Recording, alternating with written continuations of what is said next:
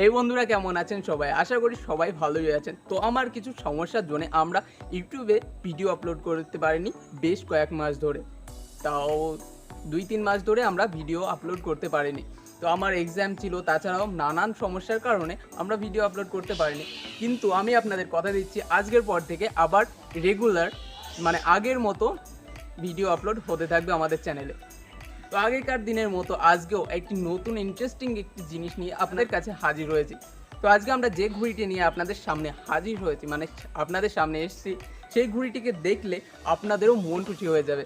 তো দেখতে পাচ্ছেন বন্ধুরা, এটি হচ্ছে একটি বাটারফ্লাই। হ্যাঁ, একটি বাটারফ্লাই, কিন্তু এটি হচ্ছে কাইট। এটি একটি এমন বাটারফ্লাই যেটি আমাদের হাতের ইশারাতে ওড়ে। তো দেখতে পাচ্ছেন, এটি দেখতে একদম অরিজিনাল একটি প্রজাপতির মতো। আর এটির সাইজ তো দেখুন কতটা উঁচু আর কতটা চওড়া, দেখতেই পাচ্ছেন। আর আমাদের প্রজাপতির যে এই সব ডিজাইনগুলো রয়েছে, এইগুলো দেখতে কতটা অসাম লাগছে, দেখতেই পাচ্ছেন। তো এটি হচ্ছে একটি ঘুড়ি যেটি নর্মাল একটি কাইটের মতো হওয়াতে উঠতে পারে। তো চলুন বন্ধুরা, আমি আপনাদের দেখিয়ে দিচ্ছি এই ঘুড়িটি আমরা কিভাবে বানিয়েছি। তো দেখতেই পাচ্ছেন, এটি হচ্ছে আমাদের ঘুড়ির ফ্রন্ট সাইড। এটা একটি চোখ রয়েছে, ওই সাইডের চোখটা জানি না কোথায় পড়ে গিয়েছে, আসার সময় তো ছিল এই চোখটা।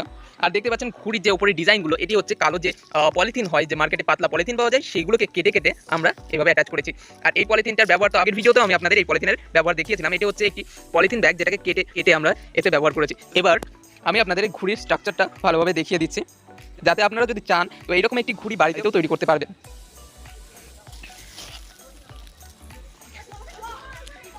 তো দেখতে পাচ্ছেন বন্ধুরা, এখানে আমরা 3টে কাঠি দিয়ে নিয়েছি। দেখতে পাচ্ছেন মাঝখানে মিডিল একটি কাঠি, এখানে একটি কাঠি, এখানে একটি কাঠি, এভাবে ত্রিভুজ আকৃতির একটি বডি শেপ তৈরি করে নিয়েছি। বডি শেপটা দেখতে পাচ্ছেন কিরকম, ওপর থেকে চিকন হতে হতে আবার নিচে গিয়ে একটু সরু হয়ে গেছে। তো দেখতে পাচ্ছেন, তার উপরে আমরা তো একটি কাঠি দেখতে পাচ্ছেন ডানার উপরের সাইডে দেওয়া আছে, ঠিক এইভাবে এই পর্যন্ত কাঠিটি আছে। আমাদের যে স্টিকটি আছে এই পর্যন্ত রয়েছে, আরেকটি স্টিক ঠিক সেমভাবে একদম ডানার শেষ প্রান্ত অবধি রয়েছে। আর দুটি স্টিক দেখতে পাচ্ছেন আমাদের নিচের ডানার, এখানে আমি আপনাদের দেখাতে পাচ্ছি না, কিন্তু এটা এখানে জয়েন করা আছে, এখান থেকে হয়ে এতটা অবধি আছে, আর এইগুলো এতটা অবধি আছে। তো এই যে উপরের ডানাটা আছে, এটাকে সাপোর্ট দেওয়ার জন্য আমরা এই কাঠিটি এই স্টিকটিকে ব্যবহার করেছি। তো দেখতে পাচ্ছেন দুই দিকে এই স্টিক দুটো দেওয়া আছে, আর এই স্টিক দুটোকে সাপোর্ট দেওয়ার জন্য আমরা মাঝখানে মিডিল পজিশনে একটা কাঠি বেঁধে দিয়েছি। তার ফলে আমাদের ঘুড়িটি একটু মজবুত হয়ে গেছে। সবথেকে ইম্পর্টেন্ট যে জিনিসটা হচ্ছে, সেটা হচ্ছে এই ঘুড়িতে সুতো বাঁধা। সুতো আমাদের বাঁধা রয়েছে ঠিক ওই কর্নারে, যেখান থেকে আমাদের কাঠির স্টিকটা দেওয়া ছিল, সেখানে এদিকেও ঠিক সেম জায়গায় দেওয়া রয়েছে। আর এখানে দেখতে পাচ্ছেন নিচের ডানায় এক জায়গায়, আর এখানে এক জায়গায়। তো এইগুলোকে সবগুলোকে এক জায়গায় করে ঠিক এইভাবে বেঁধে নেবেন, তাহলে আমাদের ঘুড়ির জোতটি রেডি হয়ে যাবে। তো আমাদের ঘুড়ি তো পুরোপুরি রেডি। তো এবার অপেক্ষা হচ্ছে শুধু আমাদের ঘুড়িটিকে আকাশে ওড়ানো। তো চলুন বন্ধুরা, মাঠে গিয়ে আমাদের ঘুড়িটিকে উড়িয়ে দেখা যাক আমাদের ঘুড়িটি কীরকমভাবে উড়ছে, বা আদেও কি উড়বে কি উড়বে না সেটা দেখা যাক। তো চলুন বন্ধুরা, যাওয়া যাক মাঠে।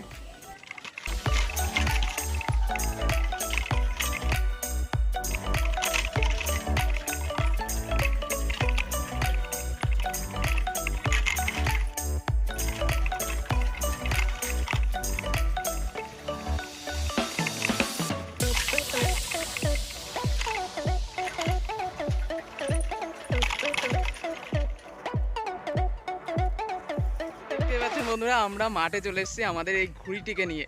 এবার আমাদের ঘুড়িটি ওড়ানো হবে। তো দেখা যাক আমাদের ঘুড়িটি কিভাবে ওড়ে। তো দেখতে পাচ্ছেন আমাদের ঘুড়িটি কত সুন্দর দেখাচ্ছে, একদম অরিজিনাল একটি প্রজাপতির মতোই দেখাচ্ছে। আর হাওয়াটা দেখতে পাচ্ছেন ভালোই হচ্ছে। তো আজকে আমাদের ঘুড়িটি ওড়ানোর পক্ষে একদম পারফেক্ট হাওয়া হচ্ছে।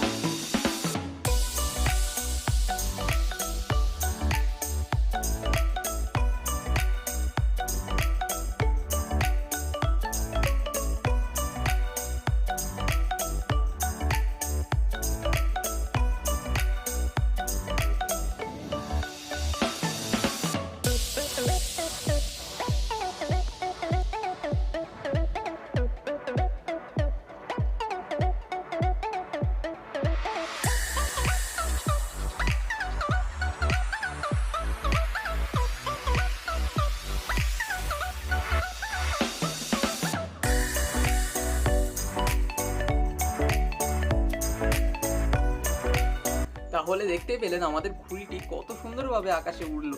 তো আমাদের ভিডিওটি ব্যাস আজকের জন্য এইটুকুই। তো আবার দেখা হচ্ছে নেক্সট একটি ইন্টারেস্টিং ভিডিওর সাথে। ততক্ষণ ভালো থাকবেন, সুস্থ থাকবেন।